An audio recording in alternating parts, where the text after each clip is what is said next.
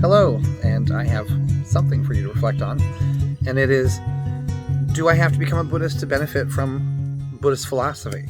You know, first thing I write in my introduction is I haven't had a nightmare in over 15 years, and that's the truth. Some nights I wake up in the middle of the night from laughing.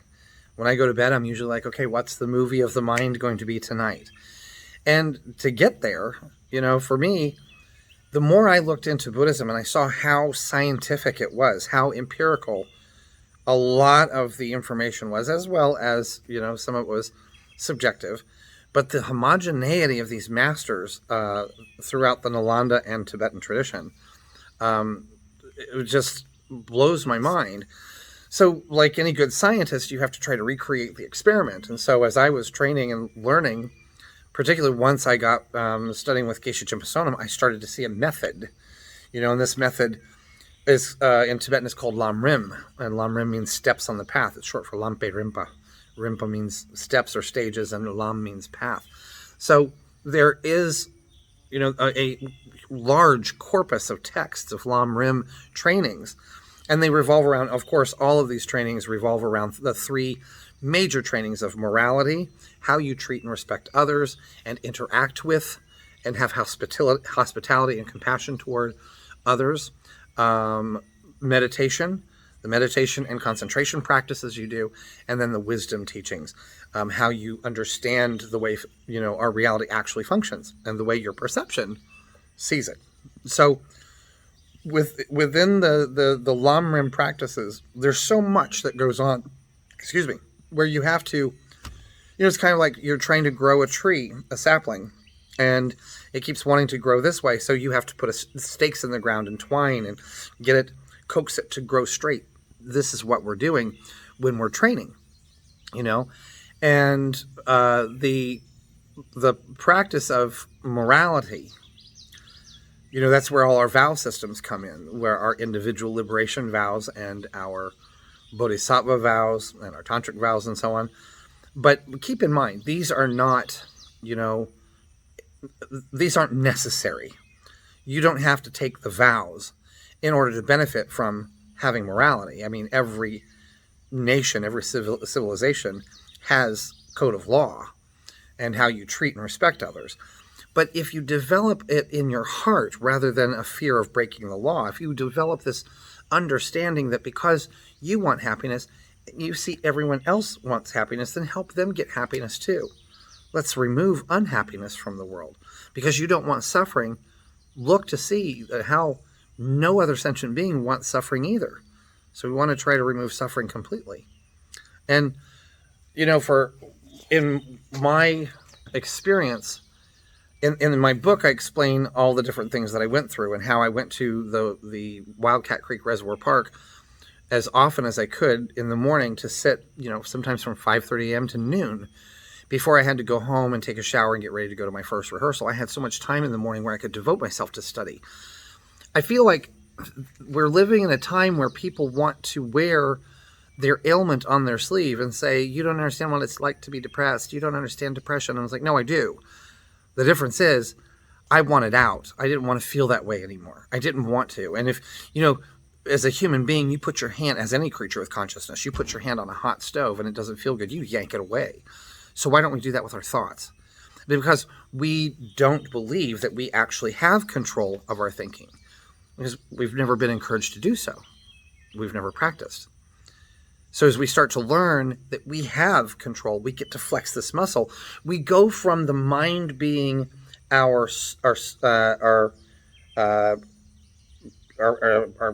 jailer, sorry, I can't find the word, to being our servant. And when you get to the point where you can sit in total silence without a verbal thought interrupting you, it's golden. It's absolutely brilliant. The first time it happened for me was under a mango tree in South India near the Tibetan settlement I was staying at. I just went off 2 miles into the fields and I found a tree away from everything, away from the car horns, because car horns are crazy in India. And I sat in total silence. And it was wonderful. You don't have to be a Buddhist for that. One Buddhist, in Tibetan, the word for Buddhist that's used is called Nangpa. And it means an insider. It doesn't mean insider as in we're Buddhists and you're not, or we're on the inside, you're on the outside. It means for everything that goes on, you look inward.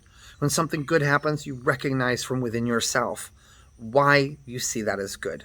And when something negative happens, you look within yourself and you see what causes could you have created to be experiencing the pain of that now. That's what it is. That's not exclusive. That's not religion.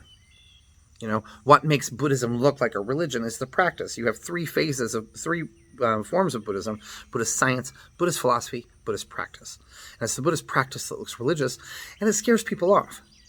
But here's what I think that really worries me, and I see so many people that are teaching meditation and they're teaching Buddhism. Some people have podcasts about Buddhism, and they post quotes that aren't even really from Buddha.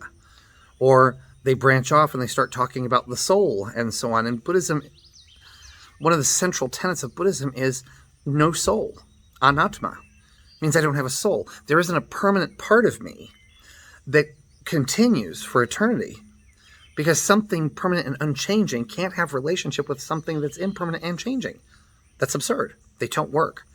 Something that doesn't change can't change. So that's one of the biggest, there is a mark here, but there isn't, the dominoes that I talked about, there isn't a single point in that, underneath all of that, supporting the dominoes even, that lasts. It's all changing. Everything is changing. And if I want them to improve further down the line in my future, I change the things I'm doing here now. So, a lot of New Age practitioners don't look at our reality logically. That's what I love about Buddhism, is it coincides with science. And the Dalai Lama has said, if science concludes something beyond the shadow of a doubt that contradicts something that we've held in Buddhism, we have to change. We have to accept the science, because, it's repeatable. It's there. It's observable. So you don't have to be Buddhist, but you should be an insider. You should look inside to the things that happen. Are you compassionate towards others? I promise you, if you have developed genuine compassion, a wish that others be free from suffering, your own happiness will increase. Your own negative attitudes will reduce. If you look at reality and understand that the only way you have a negative emotion is if the mind is overestimating the threat and solidity of that thing out there, incidentally, the way we react, our brain reacts to the world out there and the people out there, is reacting to an illusion, something that doesn't really exist when you examine it. That's huge. That's so amazing. Tom walks around the corner and I hate Tom, and it's not Tom that is radiating that attitude towards me. It's not happening at me because it's not happening at his friends and his lovers and his family and so on and so forth. It's coming from me. When I can see how that reality works, again, the negative emotions reduce. It's very interesting that some quantum physicists who talk to His Holiness have said that they found that as they're looking at reality and they go down into the further, into the microscopic world, they find nothing there, that it's mostly space. And something happens to their mind that their own negative emotions start to stop functioning. That there's nothing but joy and compassion left over. And you don't have to be a Buddhist for that. Buddha doesn't radiate his love and compassion and fill me with it as long as I give him permission. It doesn't work that way. The visualization techniques we do see it that way, but that's not what's really happening. What's really happening is I'm learning how my mind functions, how reality works. And there are so many people that have found that of benefit, regardless of the religion. Christians that practice Buddhism find that their understanding of God's creation becomes richer, more fulfilled. And the same with anyone. I have so many friends that are Christian Buddhists, that are Jain Buddhists, that are Hindu Buddhists, Muslim Buddhists, atheist Buddhists. I'm an atheist Buddhist. So, this isn't something, if you're scared to look into these things that I'm talking about more, or you're afraid to go to a Dharma center because you just don't like organized religion, this is a situation where I think the word organized is important. And when this becomes more organized, all of that makes much more sense. A disciplined mind, an organized mind, is a happier mind. So I think that's definitely worth reflecting on.